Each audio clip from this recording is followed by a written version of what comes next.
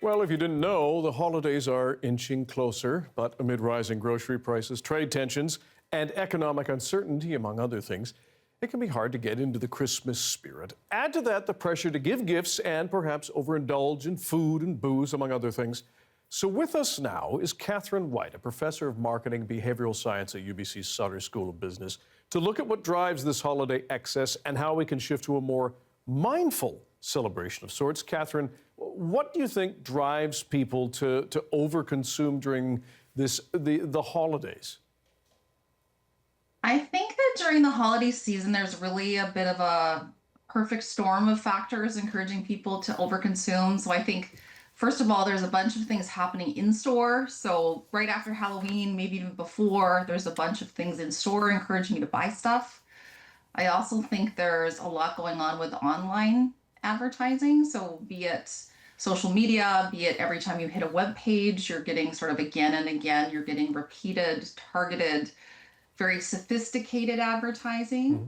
They know what you clicked on last week. They know what your preferences are. And then I think there's the sales, right? So it's Black Friday's coming up. You're seeing all these deals, and a lot of the deals, not only are they deals, but they're encouraging you to buy more than one item, often many items at a good price. And so I think all of those things together are creating a bit of a perfect storm for overconsumption. Now, with that, we've also heard concerns, for example, from small businesses who are hoping that people will come into the stores, that will go online and shop, particularly since they've been feeling economic pressure.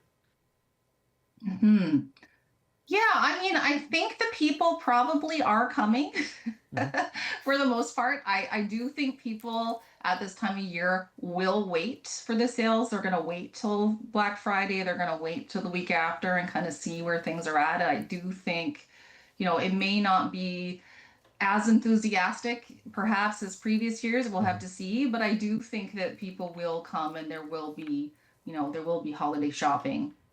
We have heard of this phrase, the growing online trend of de-influencing, allowing people to make a shift toward perhaps what we can call it authentic and intentional shopping habits. What do you make of that movement? Yeah, so the idea is just like there's influencers and they're perhaps encouraging overconsumption. So they're showing the things that they bought, they're unboxing, they're showing their hauls.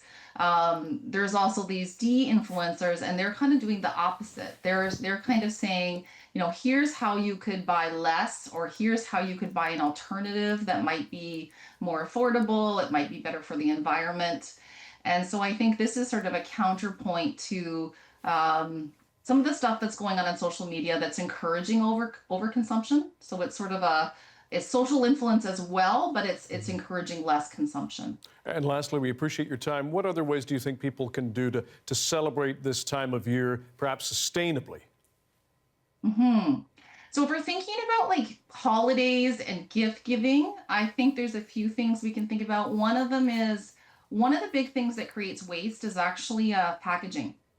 So if you're thinking about Christmas gifts or holiday gifts, thinking about, how can you reduce the fact or the probability that things are just going to end up in the garbage, right? So can you use reusable packaging, reusable bags, maybe a jar people will use again, or wrap it in something that people will use again, like a reusable cookie tin or a tea towel, just something that people would use again. And then the other thing to think about is giving experiences rather than tangible gifts.